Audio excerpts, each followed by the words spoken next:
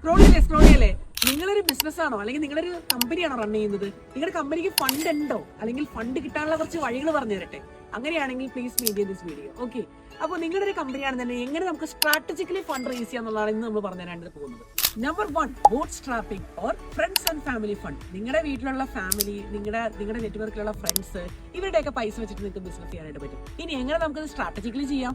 നിങ്ങളൊരു private limited കമ്പനിയാണെങ്കിൽ നിങ്ങൾക്ക് കമ്പനിയുടെ ഷെയർ സർട്ടിഫിക്കറ്റും ഷെയറും കാര്യങ്ങളും കൊടുത്തുകൊണ്ട് ഇവരുടെ ഫണ്ട് റേസ് ചെയ്യാനായിട്ട് പറ്റും. അതല്ല നിങ്ങളുടെ LLP ആണെന്നുണ്ടെങ്കിൽ നിങ്ങൾക്ക് ഒരു റവന്യൂ ഷെയറിംഗ് അഗ്രിമെന്റിൽ നിങ്ങൾക്ക് ഈ ഒരു ബൂട്ട് സ്ട്രാപ്പിംഗ് ചെയ്യാനായിട്ട് സാധിക്കും. So go four boot strapping first. Number 2, professional network or Angel investment. നിങ്ങൾക്ക് അറിയാവുന്ന പ്രൊഫഷണൽസ് അല്ലെങ്കിൽ നിങ്ങൾക്ക് അറിയാവുന്ന ഇൻവെസ്റ്റേഴ്സ്, ഹൈ നെറ്റ്വർത്ത് ഉള്ള ആളുകൾ, ഇവരൊക്കെ കണക്ട് ചെയ്ത് നിങ്ങൾക്ക് ഇവരുടെ കയ്യിൽ നിന്ന് വലിയൊരു എമൗണ്ട് ഓഫ് മണി വാങ്ങാനായിട്ട് സാധിക്കും. ഞാൻ നേരത്തെ പറഞ്ഞ പോലെ തന്നെ ഏഞ്ചൽ ഇൻവെസ്റ്റേഴ്സ് ആയാലും പ്രൊഫഷണൽ നെറ്റ്വർക്ക് ആയാലും നിങ്ങളൊരു പ്രൈവറ്റ് ലിമിറ്റഡ് കമ്പനി ആണെന്നുണ്ടെങ്കിൽ നിങ്ങൾക്ക് സിമ്പിൾ ആയിട്ട് ഷെയർ സർട്ടിഫിക്കറ്റ് ഇഷ്യൂ ചെയ്തുകൊണ്ട് ഷെയർ കൊടുത്തുകൊണ്ട് നിങ്ങൾക്ക് കമ്പനിയിലേക്ക് ഫണ്ട് വാങ്ങാനായിട്ട് സാധിക്കും. അതല്ല നിങ്ങളൊരു LLPയോ ഒരു പാർട്ണർഷിപ്പോ ഒരു പ്രൊപ്പറേറ്ററോ ആണെന്നുണ്ടെങ്കിൽ നിങ്ങൾക്ക് റവന്യൂ ഷെയറിംഗ് അഗ്രിമെന്റിൽ നിങ്ങൾക്ക് ഈ ഒരു ഫണ്ട് റേസ് ചെയ്യാനായിട്ട് സാധിക്കും. So second is go for Angel investment and professional network.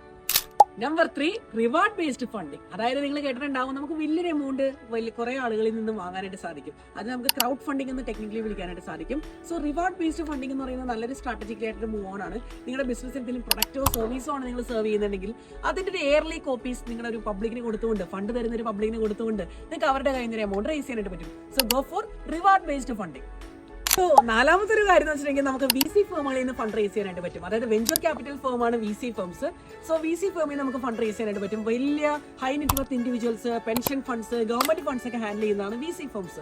നിങ്ങളുടെ നല്ലൊരു സ്റ്റാർട്ടപ്പ് ആണ്, നല്ലൊരു ബിസിനസ് ഐഡിയ ആണെന്നുണ്ടെങ്കിൽ തീർച്ചയായിട്ടും നിങ്ങളെ VC ഫേമും സപ്പോർട്ട് ചെയ്യുന്നതായിരിക്കും.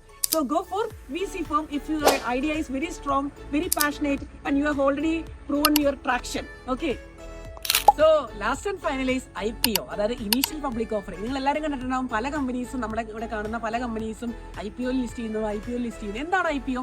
Initial public offering. അതായത് നമ്മുടെ കമ്പനി, നിങ്ങളുടെ കമ്പനി വളർന്ന് വലുതായി കഴിഞ്ഞാൽ അത് സ്റ്റോക്ക് മാർക്കറ്റിൽ അത് ലിസ്റ്റ് ചെയ്യപ്പെടുന്നതിനാണ് നമ്മൾ IPO എന്ന് പറയുന്നത്.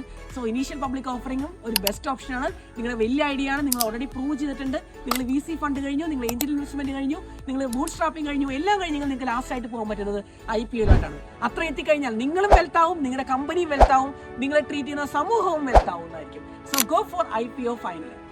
സോ ഇതേപോലെയുള്ള business, startup, entrepreneurship and general motivation കിട്ടാനായിട്ട് നമ്മുടെ നെഗ്രോസ് അസോസിയേറ്റ്സിന്റെ പേജ് മസ്റ്റായിട്ട് ഫോളോ ചെയ്യുക. കമന്റ് ബോക്സിൽ നമ്മളെ സപ്പോർട്ട് ചെയ്യുകയും ചെയ്യുക. സോ പോണതിന് മുമ്പ് ഫോളോ ചെയ്യാൻ മറക്കല്ലേ.